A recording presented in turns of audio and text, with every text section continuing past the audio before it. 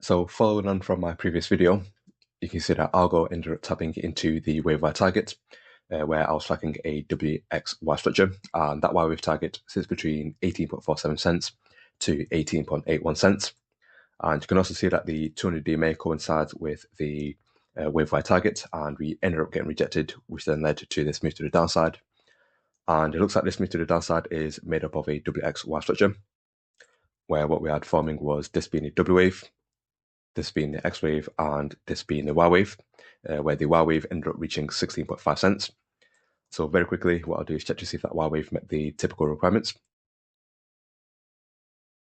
And here you can see that the X wave actually got rejected at the 50 EMA, and the Y wave target sits between 16.19 cents to 16.51 cents.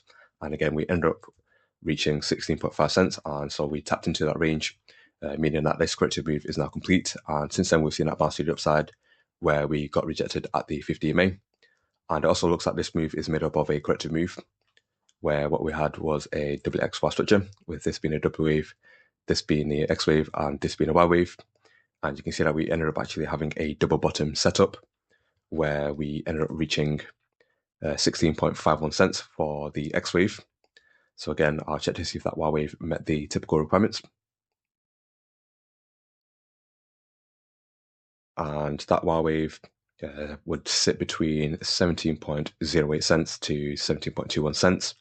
And here you can see that we just about extended beyond the 1.226 retracement level. So it's possible that this corrective move is now complete.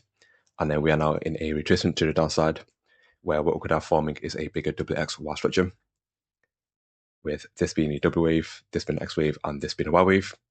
And so that X wave would be a 50 to 18.2% retracement of this wave structure.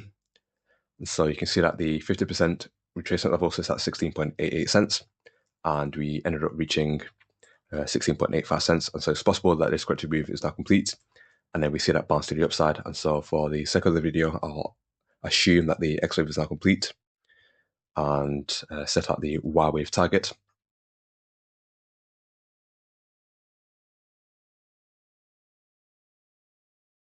And that Y wave target would sit between 17.63 cents to 17.82 cents. And so we could see a rejection at this level here, which is the W wave, or it's a W wave, or the wave 5. So yeah, we could get rejected at this level at 17.72 cents.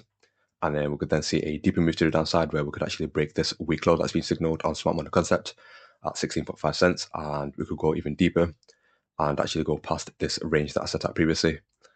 And so should that be the case, then it's possible that we could go even deeper within this range that I talked about in my previous video, between, we'll call it 10 cents to 12 cents.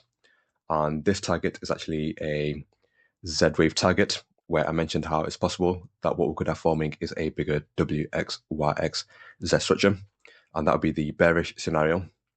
And the bullish scenario would be that we hold the position where we are currently trading at around 17 cents, and we see that bounce to the upside, where what we could have forming is a bigger WXY structure, with this being a W wave, this being an X wave, and this being a Y wave.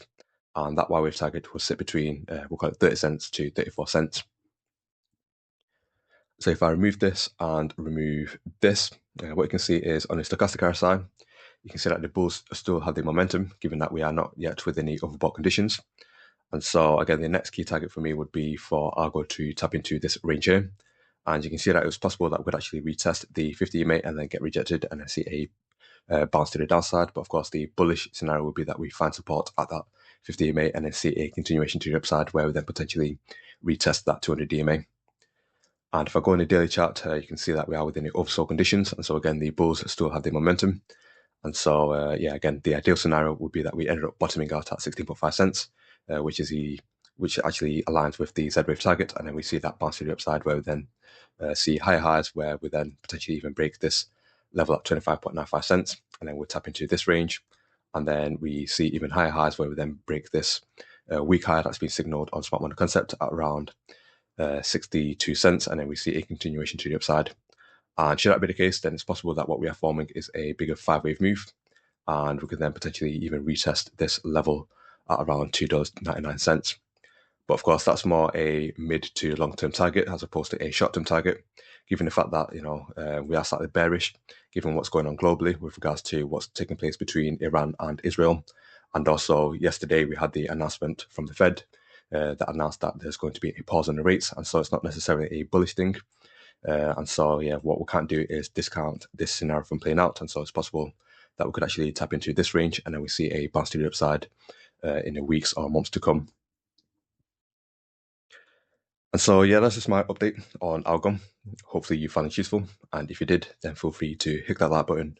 And if you're new, feel free to subscribe. Take it easy, people. Peace.